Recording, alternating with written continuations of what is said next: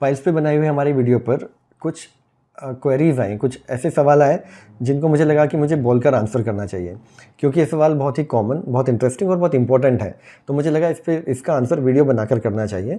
तो इसके सॉल्यूशन के लिए आप आखिर तक जुड़े रहिए। मैं आपको बताता हूँ वो क्या क्या इनकी क्वेरीज़ हैं और कैसे इसको हम सॉल्व कर सकते हैं।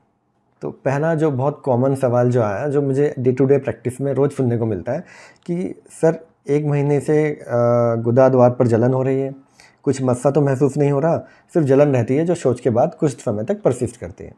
तो बेसिकली ये जलन जो है ये कोई पाइल्स नहीं, पाइल्स की संभावना बहुत कम है इसमें।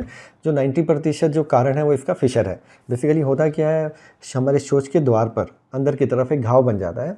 तो जब हम मोशन पास करते हैं तो उस घाव पे जब मोशन टच होके जाता है, जब हमारी पोटी उसको छू कर गुजरती है तो वो पेन करती है, जिसकी वजह से हमें जलन रहती है और वो थोड़ा मोशन होने के बाद 10 मिनट 15 मिनट तक परसिस्ट कर सकती है।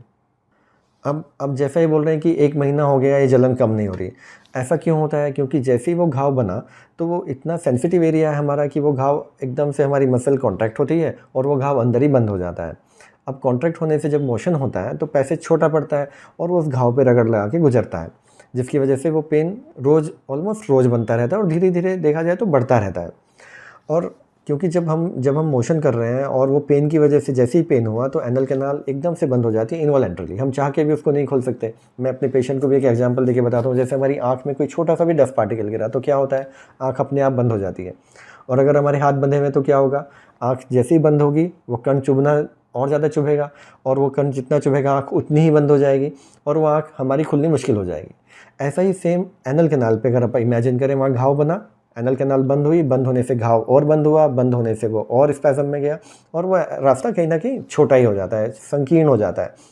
तो अब जब उससे मोशन गुजरा और वो दर्द हुआ तो सडनली कॉन्ट्रैक्शन होकर के वो बंद हुआ, जिससे पूरा मोशन नहीं हुआ, थोड़ा मोशन रह गया। तो अमूमन इन मरीजों में ये शिकायत भी रहती है कि सर मोशन पूरा होने की संभावना ही नहीं होती, लगता है कि अभी थोड़ा और रह गया, थोड़ा सा और रह गया, क्योंकि वो मोशन अभी पूरा हुआ नहीं और ब्रेन ने डिटेक्ट कर लिया कि मोशन पूरा पास नहीं हुआ, नीचे से पैसेज बंद है।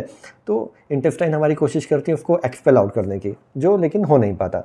तो जो मोशन आज नहीं हुआ वो अगले दिन तक ड्राई हो गया होता है, क्योंकि रेक्टम उसमें से इलेक्ट्रोलाइट्स एब्जॉर्ब करती हैं, पानी को सोखती है और वो ड्राई हो गया हो जाता है। तो जब आप नेक्स्ट डे जाते हैं तो आप एक्सपीरियंस करते हैं कि शुरुआत वाली पोटी मेरी टाइट आती है, पीछे से फिर ठीक आ जाता है। तो शुरुआत वाला मोशन उसको घाव को फिर रगड़ के लगा चला जाता है, जिससे घाव फिर से छिल जाता है और वो फिर से दर्द करता रहता है। तो ये प्रॉब्लम परसिस्ट कर जाती है।